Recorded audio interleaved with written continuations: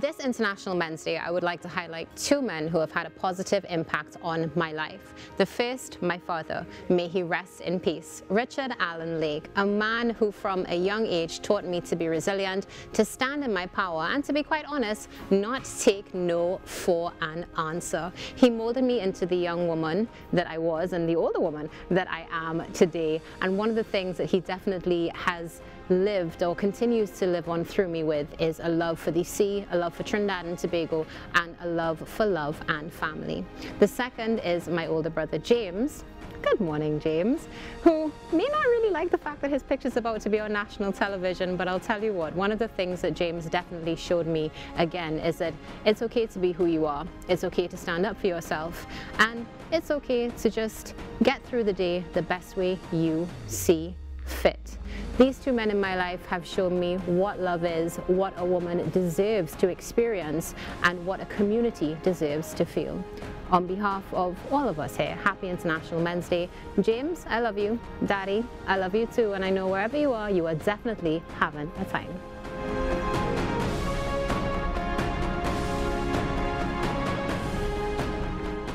Thank you so much, Natasha. And of course, we continue to celebrate International Men's Day. This morning, I want to welcome Behaviour Change Specialist, Mr. Yohance Ayodike, because we're going to have a conversation about International Men's Day. Good morning, Yohance. Good morning, Jiran. How are you doing? I good. How are you going? I real good, you know. Give thanks for that. The topic this year for International Men's Day, we're focusing on suicide and suicide prevention, trying to get the number down to 0. In terms of your line of work, have you encountered many men who discuss suicide, or who you've had the unfortunate experience of them committing suicide?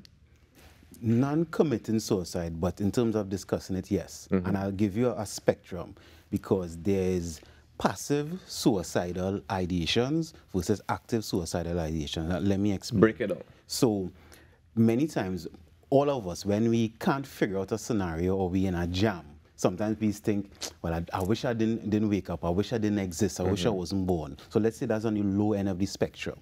Right? But if those thoughts continue and ruminate, it starts to go up into the passive realm, where it becomes suicidal, where we start thinking about planning it, we start thinking about writing a letter, what would happen, etc.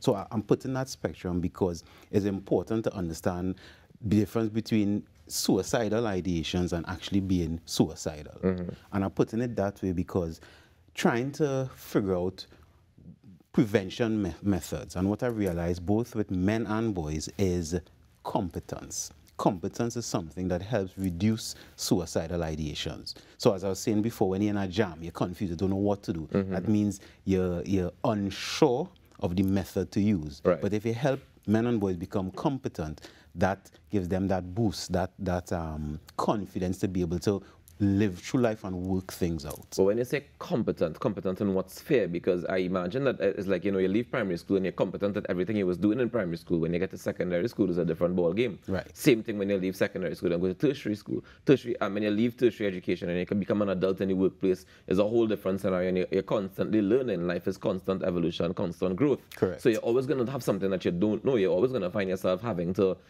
get out of a jam, right? So what competence are you referring to in particular?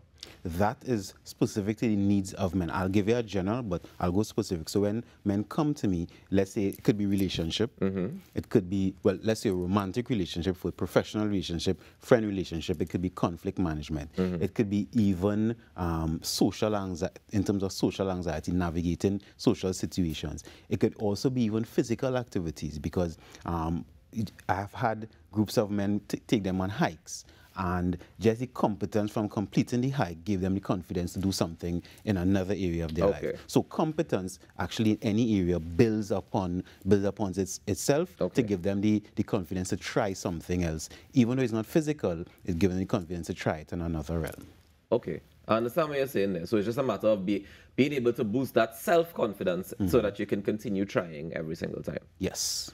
I also wanted to discuss, when it relates to suicide, the people that would be affected. So, for example, as a man, if you have a brethren or an acquaintance or a schoolmate or somebody who would have taken their own life, there's a certain level of emotion that you will go through. How do we navigate that as men? Do we discuss navigating that? Is that ever brought up? We need to discuss everything. That we discuss Right? things. We need to discuss, and I would say that's the first step, because if you have had someone close in your life that committed suicide, every feeling you have, discuss it, and don't be ashamed of your feeling, because some of those feelings sometimes could be anger. You're angry at the person, but you may be feeling guilty. Why am I feeling angry at the person who take their life, who probably going through something? But you being honest about it, because when we keep things inside, it becomes toxic. And as men, typically, you know, we like to keep this stoic appearance while a lot going on. Sometimes a man could be sitting down looking very kingly, but inside he nervous, inside he anxious. So I'm saying let it out. And the sooner you let it out, the more healthy it comes out. Because if you keep it in, imagine you putting air in a balloon all the time. Eventually it will burst, or sometimes air will seep out unexpectedly. Okay. There's plenty things to navigate inside of that there, right? Because society has a way that we expect men to behave a particular way, right? Men get called a bunch of different names, degrading names oftentimes, if you show your weakness, if you show vulnerability. How do we get past that in society? Because as a man, like if you go online and you say certain things, they put you down as a this or they put you down as a that. Even in real life, you know, you encounter people and you face that challenge. So how would you recommend that men navigate that challenge that society already has in place? If you go in certain places, you can't be a soft man, you can't be a weak man, you can't be a this kind of man or a that kind of man. So you can't always show your vulnerability. You can't always express what you're really feeling because you're going to be judged for it. Most times when the vulnerability expresses itself in a way that could be deemed as weakness is because you hold it in for a long time and it comes out, for want of a better word, in a feminine manner, right? But if you prepare yourself and if you practice releasing it immediately, so let's just say you do something and I say, Jerry, you know, you get me angry. That conversation we have, that in no way could be construed as feminine. Versus if I hold it in and then just start to go on and say, but boy, wait, that could be deemed now as being a soft man or acting in a feminine manner. So what I would... But that also requires a level of understanding of self and control, right? Because what you're saying there is for me to internalize and say, this feeling that I'm feeling is anger, and what I want to express to you is that I am angry. But in order to get to that place, I imagine you have a lot of work to do, because we don't train men to be like that. Men just respond. People respond. Children get angry and they respond, and you have to train your child on how to navigate those feelings, right? But along the way, we've lost a lot of male guidance.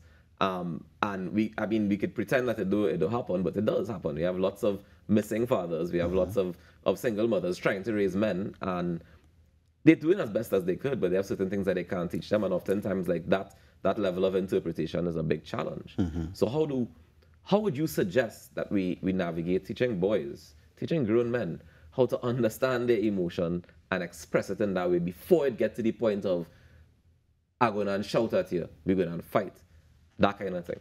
I'm giving you a technique now that I give clients. Try going 48 hours without telling a lie, right? And that method works. Now, I'm not saying that you're a liar, you know, but tell the truth about everything. So somebody asks you for a job, hey, Jerry, let me get a job downtown. Say no. If you really don't want to job the person, say exactly what you want. I want 10 pieces of chicken with my meal. Say exactly what it is. You mightn't get everything you want to know. But if you practice telling your truth, whatever it is, whether it is in a big issue, small issue, serious, trivial, you will start to reach the point of getting that emotional intelligence to be able to express yourself. But there are repercussions for doing that along the way. Them 48 hours go and be rough, because let me be real. If you start telling everybody everything you want, they will have repercussions. How are you going to navigate that? Listen, as men, and you should know, for us it's damned if you do, damned if you don't. So it's better if you do. It's better if you do it in a way that you end up at least expressing yourself, because if you hold it in, it will be worse off. All right, so we're trying not to hold it in. I mean, I think we could take a bad challenge for the weekend. Express what you feel honestly for the weekend. Gentlemen, as it's International Men's Day, maybe we could try it and see exactly where that leads. Yohance, I'm scared, to be honest with you. How do we tell men that it's okay to be you, it's okay to stand out in for example, we have conversations, men, I experience this on a weekly basis. I go to the barber shop and they have conversations. This is male therapy. In many of our cultures, it is male therapy when you go to the barber shop, right?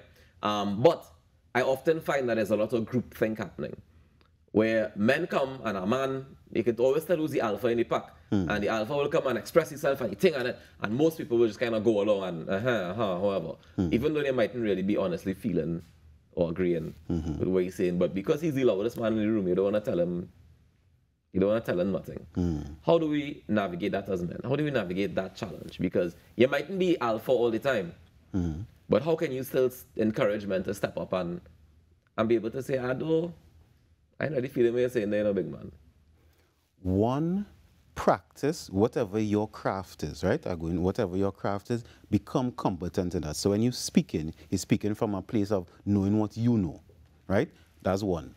And also staying in a lane, because let's say somebody talking about plumbing. I am not a plumber, so I will listen. I may be able to give something I've seen, but I'm not an expert. So one, become competent in your field. So when you're speaking, you know what you're talking about. So therefore, you are alpha in your field. Two, stay in your lane, because generally, we as men, we have a one-track mind. If you're a carpenter, do that. If you're a host, do that. If you're a DJ, do that. If you're a behavior change specialist, do that. When you try to hold more hats, then what was his term? Jack of all trades, master of none. Perfect. So then therefore, that's what you have to say there, but go ahead. if you're master of none, you may be susceptible to that group thing. Also, actually, some men may not actually be just following, you know, they may also have those thoughts, but just never express it before. So somebody finally expresses it. So that's why they go down along with it. That's a good point there. I think we'll stick up in it there for now, Yohance. Thank you so much for joining us and for sharing some of your thoughts. And happy International Men's Day, however you choose to celebrate this weekend. Thank you. We're going to try 48 hours of honesty. Honestly, I am sleepy, but it's time to take a break. So we're going to do that and come back with more conversations as we celebrate International Men's Day. Stay tuned.